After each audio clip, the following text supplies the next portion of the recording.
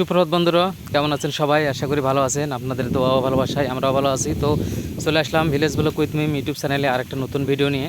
তো আজকে সকাল থেকে রোদ, আর আকাশের দিকে তাকালে বুঝতে পারবেন কী পরিমাণ রোদ্দুর আপনার দূরে দেখতে পাচ্ছেন। ওই যে সবুজ ধানের উপর সূর্যের আলোটা এসে পড়েছে এবং পুরো মাঠটা সবুজে ভরে গেছে, দেখতে পাচ্ছেন। খুব সুন্দর একটি দৃশ্য।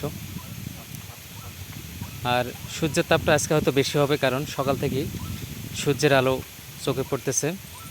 আর রাতের বেলাও জ্যোৎস্না ছিল চকচকে। আর এখন সকাল থেকেই রোদের তাপটা একটু বেশি। এই যে পানিতে সূর্যের আলো পড়েছে এবং সেটা প্রতিফলিত হয়ে আমাদের দিকে আসতেছে। তো সব মিলিয়ে অনেক সুন্দর একটি সকাল আজকে। রায়নবাবু আমার কাছে আসবে বলে কান্নাকাটি করতেছে। বাসায় ছিল রায়নবাবু, আমি একটু বাইরে আসছি, তো রায়নবাবু আমার কাছে আসবে। এই যে রায়নবাবু চলে আসলো আমার কাছে। এই হচ্ছে আমাদের মুরগি। তো মিমদের মাদ্রাসা এখন সকাল থেকেই, তাই সকালে হয়তো সে কাটা বাছা করে দিয়ে খুব তাড়াতাড়ি মাদ্রাসায় চলে যাবে। তো মিমের আম্মু রান্না করবে। তো বন্ধুরা, আজকে দেখুন মিম কী কী রান্না করে। এই যে দেখুন, এখানে জগই আছে। জগই এখন খাওয়ার মতো হয়নি, তবে হয়তো কিছুদিনের মধ্যে জগই খাওয়ার মতো হবে, তখন জগই নামাবো। তো চলুন বন্ধুরা, দেখি আজকে মিম কী কী রান্না করবে আর মিম কী করতেছে। তো আমি এখন বাসার দিকে যাচ্ছি। তো আজকে সকালবেলায় গরম ভাত রান্না করেছে, মিম স্কুলে নিয়ে যাবে আর আমরা সবাই মিলে খাবো গরম ভাত। আর সাথে মাছের ভুনা করেছে। রায়নবাবু খাচ্ছে, দেখুন এই যে রায়নবাবু, আমরা দুজন মিলে খাচ্ছি। মিমও খাওয়া দাওয়া করবে, আর খাওয়া দাওয়ার পরেই মিম মাদ্রাসা যাবে। মিমের জন্য আলাদা করে বাটি করে রাখা হয়েছে। গতকালকে মাছ নিয়ে আসছিলাম, সে মাছগুলো আজকে ভুনা করা হয়েছে। তো মাছগুলো কাটা আপনাদের দেখাতে পারেনি গতকালকে বিকালবেলা। তো খাওয়া দাওয়া করে মিম আমাদের তরকারি কাটা বাছা করে দিয়ে মাদ্রাসায় চলে যাবে। তো আমি আর রায়নবাবু খেয়ে নিচ্ছি। এরপরে মিম খাওয়া দাওয়া করবে এবং এই টিফিন বক্সে মাদ্রাসার জন্য খাবার নিয়ে যাবে। রায়নবাবু দেখেন হাসতেছে।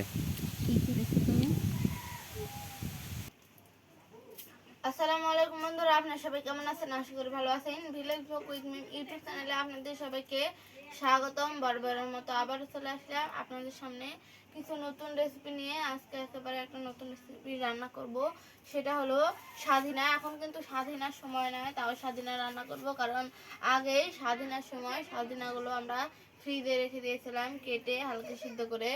তো এগুলো রান্না করব আজকে বড় মাছের মাথা দিয়ে, আর তার সাথে রান্না করব আমাদের বাড়ির দেশি মুরগি, এটার ভুনা করব আজকে।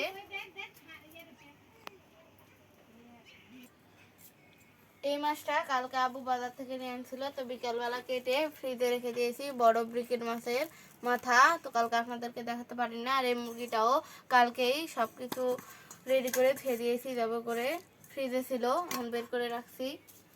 পেঁয়াজ টিয়াজ কেটে তারপর রান্না করব। আজকে আমি রান্না করতে পারবো না, আজকে আম্মুই রান্না করবে, কারণ আমার মাদ্রাসা আছে। তো আমি কাটা বাছা সবকিছু জোগাড় করে দিয়ে মাদ্রাসায় চলে যাবো। আর সকালে আপু দেখুন এখানে অনেকগুলো তাল করে এনে থুইছে, তো এগুলোরও পিঠা করবে আজকে। এই তো দেখুন কত বড় বড় তাল। ওগুলো সকাল সকাল আব্বু আর রাহেন বাবু গেছিলো তালের গাছ থেকে কুড়িয়ে নিয়ে এসছে এগুলো। তো বন্ধুরা, ভিডিওটি দেখার শুরুতেই অবশ্যই একটি লাইক দিবেন, আর এরকম সুন্দর সুন্দর ভিডিও পেতে আমার চ্যানেলটি সাবস্ক্রাইব করে আমার পাশেই থাকবেন। আর ভিডিওটি আপনাদের কেমন লাগছে সেটা অবশ্যই কমেন্টস করে জানাবেন।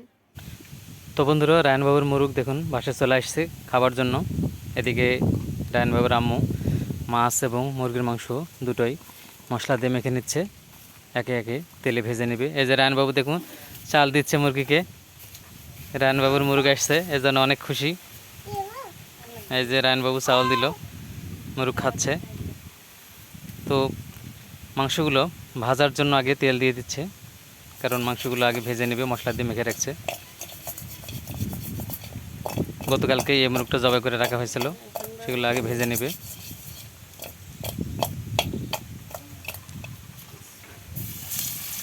তো গরম তেলে দিয়ে দিচ্ছে, গরম তেলে আগে ভাজে নেবে, এরপরে আবার পেঁয়াজ বা বাটা মশলা দিয়ে ভালো করে ভুনা করে নেবে।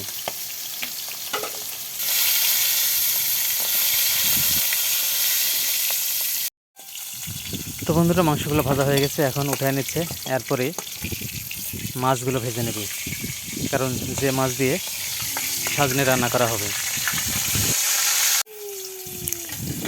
মাছের মাথা বা এর সাথে মাথার সাথে যে মাছগুলো থাকে সেগুলো আগে মশলা দিয়ে মেখে রাখছিল, এখন এই গরম তেলে দিয়ে দিচ্ছে। এই গরম তেলে এগুলো আগে ভেজে নেবে, ভেজে নিয়ে তারপরে মুরগির মাংসটা আগে রান্না করে নেবে, এরপরে সাজনে রান্না করে নেবে। এই যে রায়নবাবুর আরেকটি মুরগ চলে আসছে, এটা ছোট, এর আগে আসছিল বড়োটা।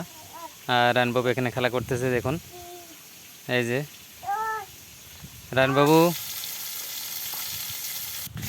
যে মাছ দিয়ে তরকারি আজকে রান্না হবে সে মাছগুলো ভাজা হয়ে গেলে এখানে উঠিয়ে নিচ্ছে, এরপরে তরকারি রান্না করবে। তরকারি অর্থাৎ প্রথমে মাংসটা ঘন করে নেবে। এই জন্যে মশলাগুলো যেগুলো বাইরে রাখছিল, পেঁয়াজ বা অন্যান্য যে মশলাগুলো, সেগুলো সবগুলো ধীরে ধীরে দিয়ে দিচ্ছে এবং মশলাটাকে তৈরি করে নিচ্ছে। মশলাটা তৈরি করা হয়ে গেলে এরপরে ভেজে রাখা মুরগির মাংসটা দিয়ে দিবে, আর মুরগির মাংস দিয়ে ভুনা করবে। এখানে একটু লেবু দিয়ে দিচ্ছে, লেবুর রস, মাংসটা একটু শক্ত থাকবে এবং খেতে অনেক স্বাদ হবে। আর পরিমাণ মতো পানি দিয়ে মাংসের মশলাগুলো আগে তৈরি করে নিচ্ছে। মাংসের মশলাগুলো দেখুন খুব সুন্দরভাবে তৈরি হয়ে গেছে।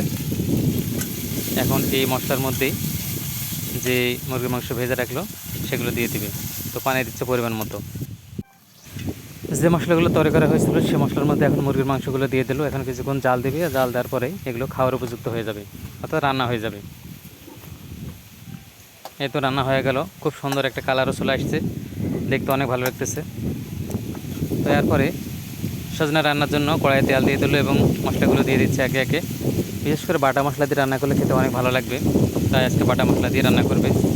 এর মধ্যে কিছু কাঁচা মরিচও দিচ্ছে, হলুদ, লবণ এবং মরিচের গুঁড়ো দিয়ে দিচ্ছে পর্যাপ্ত পরিমাণে, এবং পানি দিয়ে মশলাগুলো তৈরি করে নিচ্ছে।